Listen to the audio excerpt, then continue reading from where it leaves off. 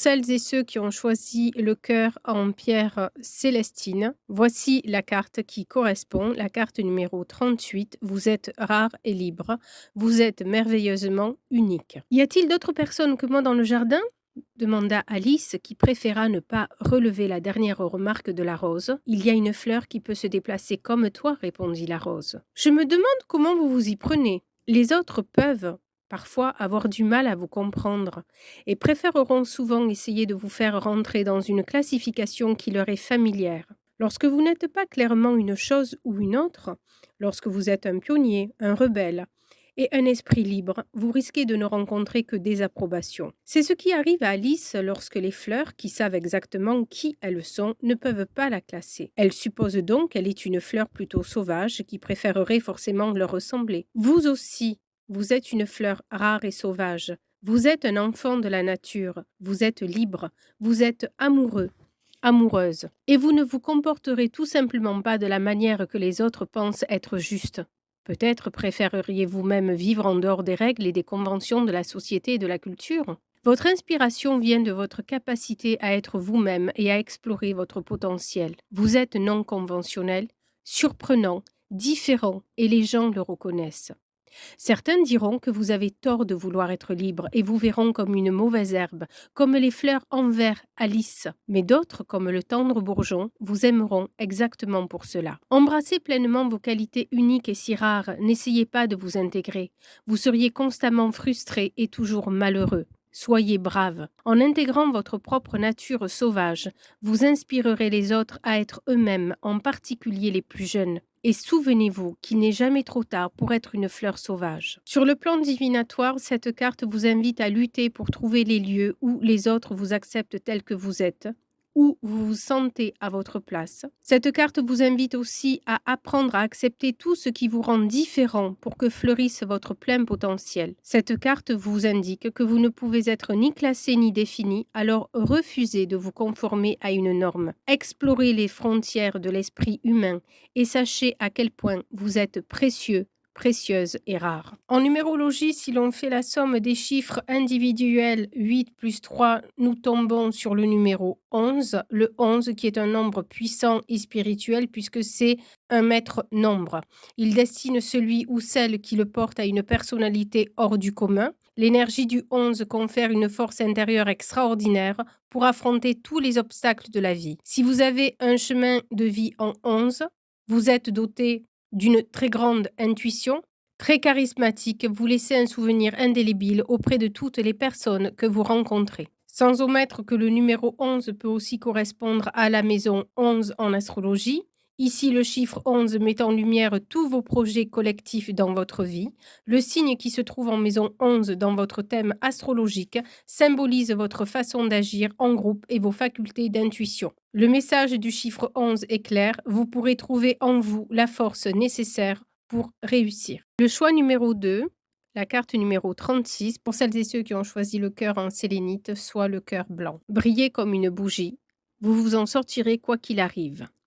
Car voyez-vous, pensait Alice, à la fin des fins, je pourrais bien disparaître tout à fait, comme une bougie. En ce cas, je me demande à quoi je ressemblerai. Vous êtes en train de changer et tout peut vous sembler étranger. Vous changez tellement de choses que vous vous demandez peut-être si vous allez réussir à traverser cette période de grande transformation. Vous pouvez finir par penser, comme Alice, que si les choses continuent ainsi, vous pourriez finir par disparaître tout à fait comme une bougie. Mais Alice ne cesse d'exister simplement parce qu'elle se trouve dans une situation imprévisible, et vous non plus. Une lumière brillante et glorieuse brille en vous à travers tous les changements de votre vie, à travers chaque opportunité et décision juste. Elle brille éternellement malgré les erreurs et les blessures que vous pourriez subir. Cette étincelle en vous est éternelle et ne peut s'éteindre. Alors si vous craignez parfois que les ténèbres ne vous enveloppent et vous fassent disparaître totalement, souvenez-vous que la lumière que vous recherchez est à l'intérieur de vous. Lorsque vous recevez cette carte, sachez que quelles que soient les difficultés que vous rencontrez, et malgré le fait que votre vie soit en train de changer, vous êtes une âme brillante et éternelle. Alors vous continuerez à briller encore longtemps. Oui, vous pouvez vous demander ce qu'il adviendra, mais ne vous faites pas du souci inutilement à imaginer le pire. Il est naturel de se sentir un peu inquiet et de se préparer au pire, mais faites confiance au message de cette carte. Votre lumière a encore toute une éternité pour briller dans ce monde, et elle se fera de plus en plus lumineuse à mesure que votre âme poursuit son merveilleux voyage à travers le pays des merveilles de l'existence. Sur le plan divinatoire, cette carte vous indique que votre lumière divine est forte, que vous êtes une personne rayonnante, que vous avez de l'endurance, que vous avez fait preuve de résilience et que vous venez très certainement de traverser une période très difficile. Elle vous annonce aussi un avenir prometteur. Elle vous indique que vous devez certainement vous interroger sur la vie et sur la mort, contempler le but de son existence, et elle vous indique que vous avez certainement des connexions avec l'au-delà et des facultés psychiques reliées à la médiumnité. Le chiffre 9 en numérologie correspond à la planète Neptune. Son élément, c'est le feu. La personnalité, le nombre 9 est la marque de l'accomplissement final de l'universel. Il permet d'ouvrir les horizons et d'élever les consciences. Il est l'amour et le positif. Associé à une personnalité, il est idéaliste et a le sens de l'absolu. Vous avez donc certainement une nature émotive et dévouée, ainsi qu'une grande envie de transmettre et de partager vos expériences et vos connaissances. Comme beaucoup d'entre nous, vous rêvez d'un monde meilleur, juste et bon, mais vous n'êtes pas un simple rêveur et faites tout pour être le meilleur ami, le meilleur voisin ou le meilleur citoyen qui soit, afin de contribuer à ce cercle vertueux auquel vous croyez. Le 9, c'est aussi le nombre qui est arrivé au bout du chemin, qui sait comprendre, analyser et surtout partager. Vous vous intéressez sans doute beaucoup à l'être humain, à ses failles, à ses qualités. Vous êtes optimiste et idéaliste, mais forcément vous avez tendance à vous faire facilement des illusions et il faut parfois que vos proches vous aident à toucher le sol afin que vos ailes ne s'enflamment. Toutefois, votre optimisme vous rapporte en général plus qu'il ne vous coûte. Il vous ouvre l'esprit sur le monde et sur les gens. Il élève votre conscience et votre intelligence. Et beaucoup vous admirent et vous aiment pour cela. Dans un premier temps, je vais examiner les 4 angles. La première maison, qui correspond en termes d'astrologie au bélier et à la planète Mars, et qui nous parle de nouvelles, de visites, nous avons la Lune qui correspond, elle, au signe du Verseau et à la planète Mercure. La Lune que l'on peut apparenter au travail, à l'humeur, au secret. La deuxième maison, qui correspond au signe du Gémeaux et à la planète Mars, nous parle de rupture ou de fin de quelque chose. Ici, j'ai tiré la tour qui correspond à la Balance et à la planète Lune. Ces 2 cartes associées nous parlent des hôpitaux, plus précisément des hôpitaux psychiatriques. On peut comprendre que les Français vont retrouver le moral ou encore certaines personnes vont cesser de se confiner. La troisième maison qui correspond au signe du Verseau et à la planète Mercure, qui est donc la maison de la Lune. Ici, j'ai tiré la carte du Lys qui correspond au Capricorne et à la planète du Soleil. Le Lys qui nous parle d'homme de loi, qui nous parle de patience, et la quatrième maison, qui correspond au signe du Sagittaire à la planète Mercure.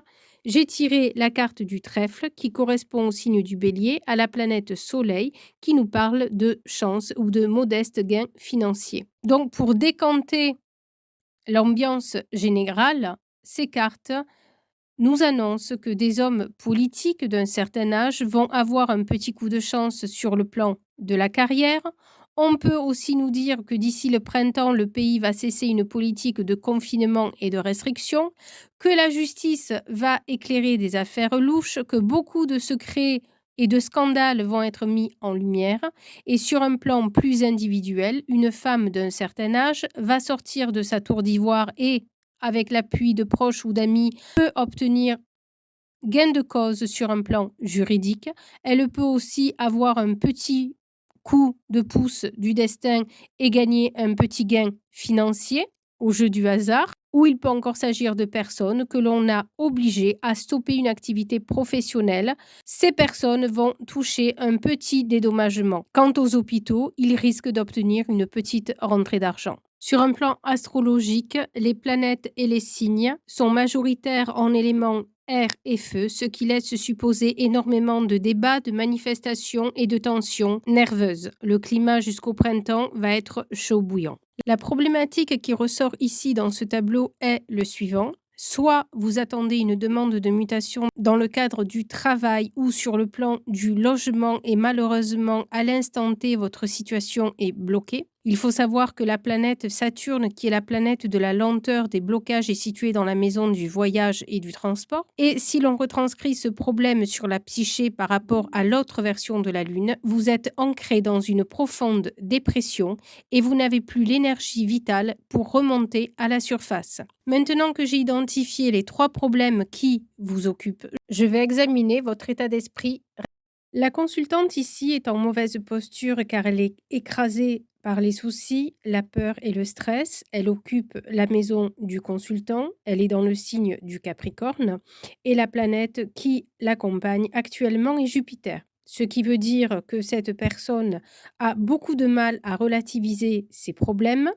Elle a tendance à tout dramatiser. Jupiter lui fait perdre le sens de la démesure. On perd patience. Saturne en Capricorne, ici, nous indique que cette personne lutte depuis de nombreux mois, voire de nombreuses années, et qu'elle a l'impression d'avoir loupé le coche. Vous êtes certainement miné par le stress, vous êtes guidé par votre mental et surtout, vous tournez le dos à votre futur. Vous êtes actuellement focalisé sur les malchances du passé et vous ne comprenez pas pourquoi toutes vos tentatives de réussite se transforment automatiquement en échec. Vous avez tendance à perdre patience, vous éprouvez une grosse envie de jeter l'éponge. Vous avez l'impression d'être à la croisée des chemins. Beaucoup de personnes vous ont nourri d'espoir en matière de mouvement, de mutation, et vous avez l'impression que tout le monde avance sauf vous. La bonne nouvelle, c'est que dans votre foyer, l'ambiance est au beau fixe, votre vie de couple est plutôt stable,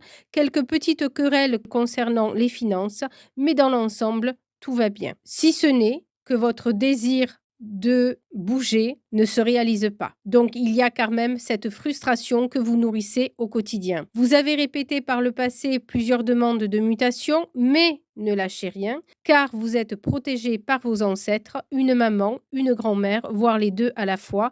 Donc, continuez vos efforts. L'homme, lui, est juste au-dessus de la dame dans la diagonale. L'homme est dans la maison de la tour, la maison qui est gouvernée par le signe de la balance et de la lune. Avec la lune dans la diagonale, avec 2 lunes à son actif, cet homme a certainement des problèmes d'alcoolisme, il souffre de dépression et il peut avoir aussi un fort penchant à des substances plus toxiques liées à la toxicomanie. Il souffre de dépression. Dans tous les cas, cet homme n'est pas au mieux de sa forme. Il somatise beaucoup de problèmes.